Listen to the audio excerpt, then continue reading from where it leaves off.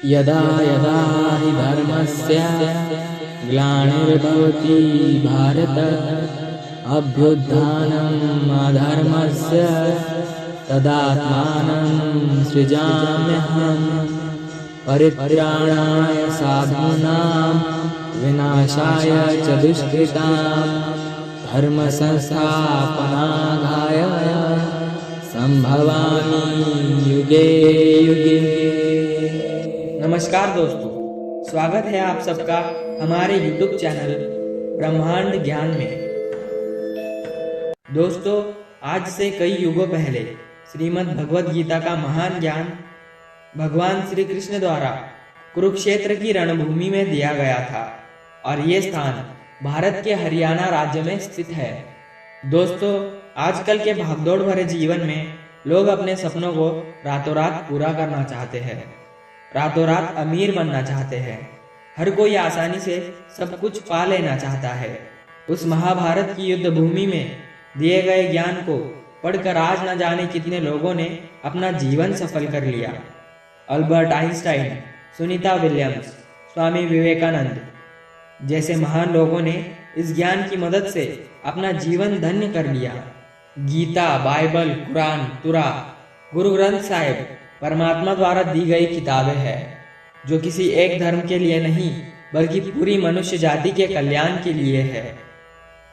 हम क्या है, जिंदगी जीने का सही तरीका क्या है, मरने के बाद हमारा क्या होता है, क्या भगवान है और अगर है तो कहाँ है, इमोशनली स्टेबल कैसे रहते हैं, किसी भी ब्रेकअप के सदमे से बाहर कैसे आते हैं, किसी भी बिजनेस को सफलता की ऊंचाई तक कैसे पहुंचाते हैं। इस दुनिया में जिसने भी जन्म लिया है उस हर इंसान की सफलता का राज भगवद गीता में दिया गया है।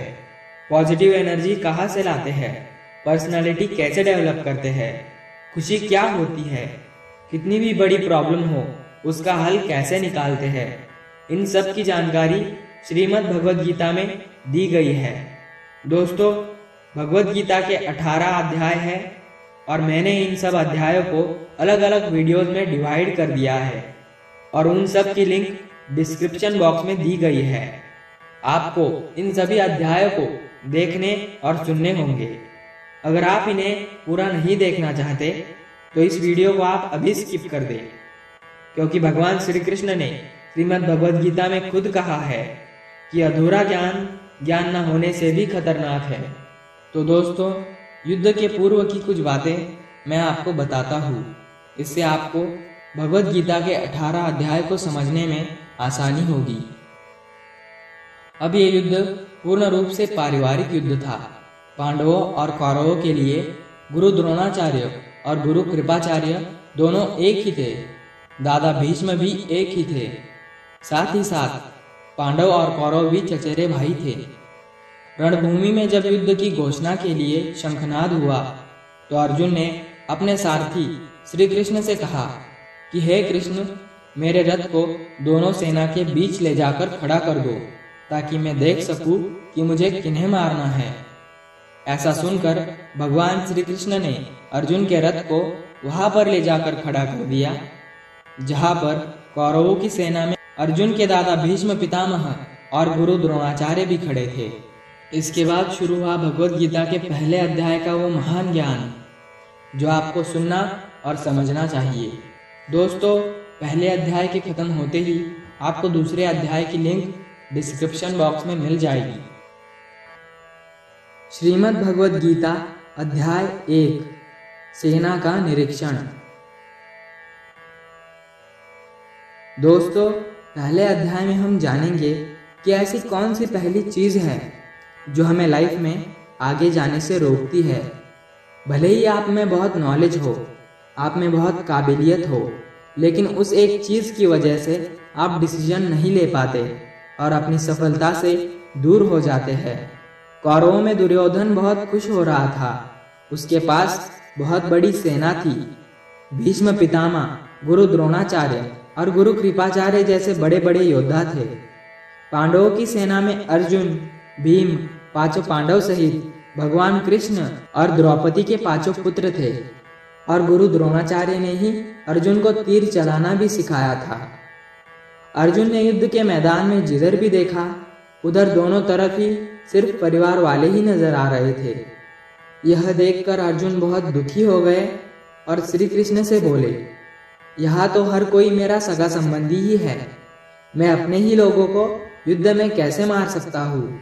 मुझे इस युद्ध के लिए कोई ये राज्य तो क्या, ये तीनों लोग भी दे दे तो भी मैं ऐसा युद्ध नहीं करूँगा जिसमें मुझे अपनों को ही मारना पड़े।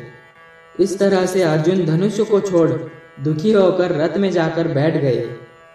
दोस्तों, गीता के इस पहले अध्याय में हमें देखने को मिलता है कि वास्तविकता सोच से अलग होती है। हमें नहीं पता होता है कि जब हम कोई काम करने का इरादा लेकर जा रहे होते हैं तो वहां पर क्या हो सकता है।